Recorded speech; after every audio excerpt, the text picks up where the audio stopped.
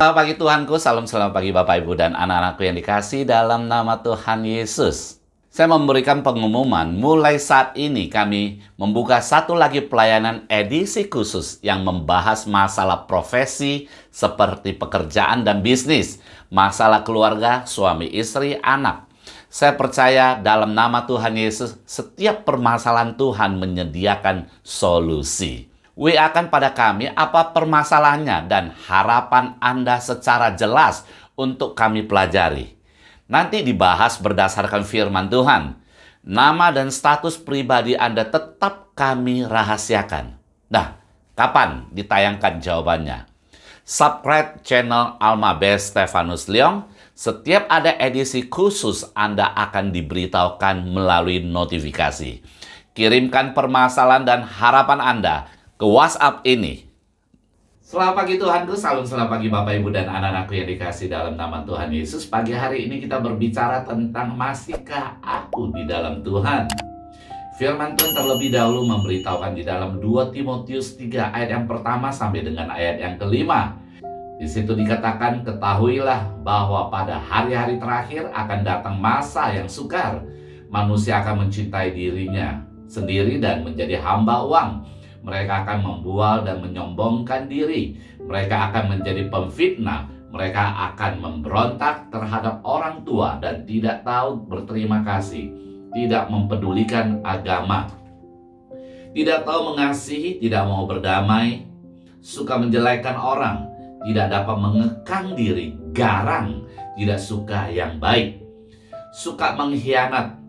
Tidak berpikir panjang, berlagak tahu, lebih menuruti hawa nafsu daripada menuruti Allah.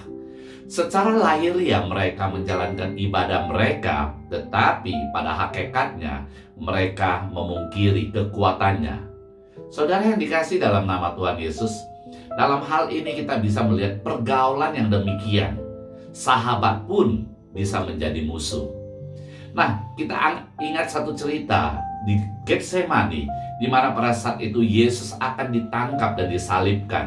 Menjelang penangkapan daripada Yesus, mereka datang tentara dan kemudian bersama dengan para imam. Mereka datang untuk menangkap Yesus dan Yudas pada saat itu memberikan tanda mencium daripada Yesus. Dan itu adalah satu tanda bahwa inilah orang yang akan ditangkap. Tapi apa yang terjadi tercatat di dalam Lukas 22 ayat yang ke-50 dan 51. Di situ dikatakan, dan seorang dari mereka menyerang hamba imam besar sehingga putus telinga kanannya. Seorang itu, yaitu Petrus, saat di mana Yesus akan ditangkap, dan lalu Petrus mengeluarkan pedangnya dan kemudian menghunus pedangnya kepada imam besar yang bernama Malkus. Apa yang terjadi? Telinganya putus. Dan lihat apa yang dilakukan oleh Yesus.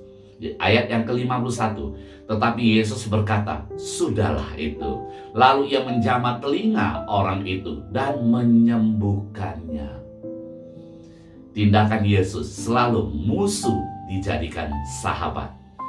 Allah yang kita sembah, Yesus Kristus, adalah Allah yang mengajari kita tentang kasih. Allah yang mengajari kita tentang kedamaian, bahkan mengasihi musuh kita. Di dalam Kolose 3 ayat 14 di situ dikatakan, dan di atas semuanya itu kenakanlah kasih sebagai pengikat yang mempersatukan dan menyempurnakan. Yohanes 15 ayat 4a di situ dikatakan, tinggallah di dalam aku dan aku di dalam kamu. Saudara yang dikasihi dalam nama Tuhan Yesus, hidup manusia memang belum sempurna. Namun bila hidup kita banyak sahabat menjadi musuh, maka perlu kita bertanya, masihkah aku di dalam Tuhan? Orang di dalam Tuhan, musuh berubah menjadi sahabat. Mari kita berdoa. Terpujilah di dalam nama Allah Bapa, Putra dan Roh Kudus, dan terpujilah di dalam nama Tuhan Yesus. Terima kasih Tuhan untuk kami berbisnis, untuk kita bekerja, kita perlu, maka musuh sekalipun akan menjadi sahabat kita. Tuhan, tuntunlah kami Dan kami akan mengoreksi daripada hati kami, sehingga kami menjadi sahabat bagi semua orang. Terima kasih Tuhan. Kekasih-kekasih Tuhan, terimalah berkat yang berlimpah-limpah daripada Allah Bapa, dan kasih sayang daripada anaknya Yesus Kristus, serta persekutuan yang manis dengan kuat kuasa Roh Kudus, mulai pagi hari ini hingga Maranatha, bahkan sampai selama-lamanya. Yang percaya dan diberkati, mari kita sama-sama katakan amin. Tuhan berkati.